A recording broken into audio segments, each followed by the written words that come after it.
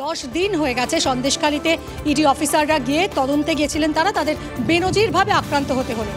শেখ শাহজাহান, বেতাজ বাদশাহ বলা হয় যাকে, সন্দেশখালীর তৃণমূল নেতা, তার অনুগামীরা এভাবে আক্রমণ চালালো, মাথা ফাটলো ইডি অফিসারদের। কিন্তু তারপরেও দেখা যাচ্ছে যে এতগুলো দিন পেরিয়ে গেল, মাত্র 4 জন গ্রেফতার হয়েছে, যা নিয়ে আদালতেও ভর্ৎসনার মুখে পড়তে হয়েছে পুলিশকে। কিন্তু কেন এরকম একটা পরিস্থিতি, কথা বলবো। রাজা চট্টোপাধ্যায় রয়েছেন আমাদের সঙ্গে, পলিটিক্যাল ব্যুরো চিফ। রাজা, কোথাও কি এটা মনে হচ্ছে যে কোথাও একটা মানে চুনোপুটিদের ধরে একটা দায় সারতে চাইছে পুলিশ? দেখো, এইটা আমাদের অবাক হওয়ার থেকেও অনেক বেশি বড় কথা যে বিচারপতি নিজেই অবাক হয়েছেন। প্রথমত যেটা সিজার বলার চেষ্টা করছিল এতক্ষণ, যেটা সৌরভ দত্ত বলার চেষ্টা করছিল, যে যারা ওখানে দাঁড়িয়ে বুক ফুলিয়ে বলছেন যে আমাদের নেতা বাঘ, কে বলেছে আমাদের নেতা পালিয়েছে, তিনি এলাকাতেই আছেন, ঠিক সময়ে প্রকাশ্যে আসবেন, এই যে গ্লোরিফিকেশন অফ শাহজাহান, এটা সাধারণ মানুষ যেমন হতচকিত অবাক হয়েছে, একই রকমভাবে বিচারপতিও তার চেয়ারে বসে তিনি বিস্ময় প্রকাশ করেছেন। কোনো একটা জায়গায় বিস্ময়ের তো ডেফিনিশন আলাদা হয় না। যদি সাধারণ মানুষ বিস্মিত হয়, তাহলে বিচারপতিরাও তো অন্য গ্রহ থেকে আসেন না, তিনিও রক্ত মাংসেরই মানুষ। ফলে অবাক হওয়ার মতোই ঘটনা এটা। 10 দিন, আজকে নিয়ে 10 দিনের ঘটনা। বিচারপতি এখানে ক্যাটেগরিক্যালি কত প্রশ্ন তুলেছেন যে তারপরে পুলিশ কি শাহজাহানের বাড়িতে গিয়েছিল? আমরা জানি না পুলিশ গিয়েছিল কিনা।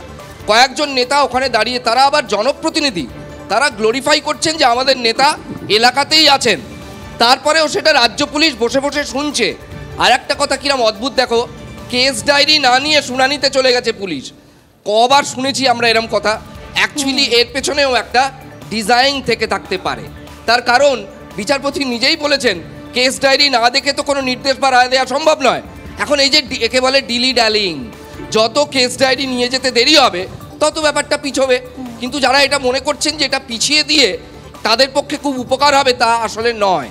এটা যেটা হচ্ছে, রাজ্য তাদের কবর আরও বেশি করে খুঁড়ছে।